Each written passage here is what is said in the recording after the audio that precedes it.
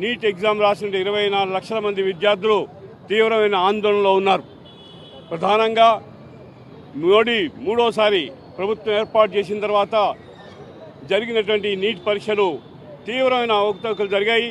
అది కూడా BJP NDA ప్రభుత్వాలు ఉన్నటువంటి రాష్ట్రాల్లోనే ఈ అవకతవకలు జరిగాయి. బీహార్ కానీ, రాజస్థాన్ కానీ, మధ్యప్రదేశ్ కానీ, హర్యానా కానీ, గుజరాత్ కానీ ఈ రాష్ట్రాల్లోనే పేపర్లు లీకేజ్ అయ్యాయి. లక్షలకి పేపర్ 50 లక్షలు చొప్పున అమ్ముకుని ఆ విధంగా ఏంటంటే వాళ్ళని రాత్రులనే ప్రిపేర్ చేసి వాళ్ళ ఎగ్జామ్కి డైరెక్ట్గా వాహనాల్లో పంపించాలనేటువంటిది అన్ని వార్తలు వస్తున్నాయి. ఈ విధంగా అనైతికంగా చట్టాన్ని ఉల్లంఘిస్తూ కేంద్ర ప్రభుత్వం మూడో దఫా అధికారంలోకి వచ్చిన తర్వాత ఇవాళ ఈ నీట్ పరీక్షల్లో ఇంత తీవ్రమైన అవకతవకలకి దేశమంతా కూడా గగ్గోలు పెడుతున్నట్టు పరిస్థితుంది. తక్షణం విద్యార్థులు కోరుతున్నారు ఏంటంటే ఈ నీట్ పరీక్షల్లో అన్యాయం జరిగింది కాబట్టి పరీక్షలను రద్దు చేయాలి, తిరిగి మాకు ఎగ్జామ్స్ నిర్వహించాలి. ఆ విధంగా టాలెంట్ ఉన్నటువంటి వాళ్ళకి న్యాయంగా ఈ రాసేటువంటి టెస్టులో అర్హతలు రావాలని చెప్పి కోరుతున్నారు. అందుకనే విద్యార్థులు ఆందోళన చెందుతున్న విషయాన్ని పరిగణలోకి తీసుకోవాలని చెప్పి మొదటి విషయం సిపిఎం పార్టీగా ఇవాళ కేంద్ర ప్రభుత్వానికి దృష్టికి తీసుకొస్తున్నాం.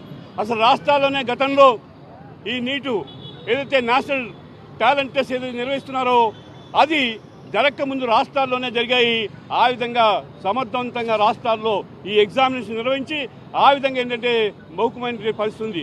కేవలం రాజస్థాన్లోనే బీజేపీ ప్రభుత్వం ఇవాళ చౌహాన్ ఎవరైతే కేంద్రంలో అగ్రికల్చర్ మినిస్టర్ ఉన్నారో ఆయన ముఖ్యమంత్రిగా ఉన్నప్పుడే ఆ రాష్ట్రంలో వ్యాపం అనేటువంటిది ఓ కుంభకోణం జరిగి పెద్ద ఎత్తున ఏంటంటే ఆ ఎగ్జామ్స్లో కోర్టులో అవినీతి జరిగిందని చెప్పి జరిగింది. దాన్ని ఆసరా చేసుకుని ఇవాళ ఎన్డీఏ 2019 మార్పులు చేసి నేషనల్ టెస్ట్ అయితే నిర్వహిస్తున్నారో ఇది కూడా ఇవాళ బీజేపీ రాష్ట్రాల్లోనే కుంభకోణాలు జరుగుతున్నాయి. కాబట్టి దీన్ని తక్షణం రద్దు చేయాలని విద్యార్థులు కోరుతున్నారు, రద్దు చేయాలి.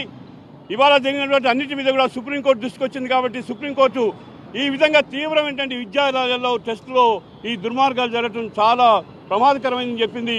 అందుకనే సుప్రీంకోర్టు జడ్జితో న్యాయ విచారణ జరిపించి ఆ విధంగా ఎవరైతే దీంట్లో అవకతవకలు చేశారో అది బీజేపీ అయినా, నాయకులైనా, ప్రభుత్వమైనా, అధికారులైనా, గ్యాంగులైనా వాళ్ళందరినీ వన్సరాలు ఏంటంటే బుక్ చేయాలి. ఆ విధంగా వాళ్ళ మీద కఠినమైన చర్యలు తీసుకోవడం ద్వారా విద్యులకు విశ్వాసం కలిగించాలని తెలియజేస్తున్నాం.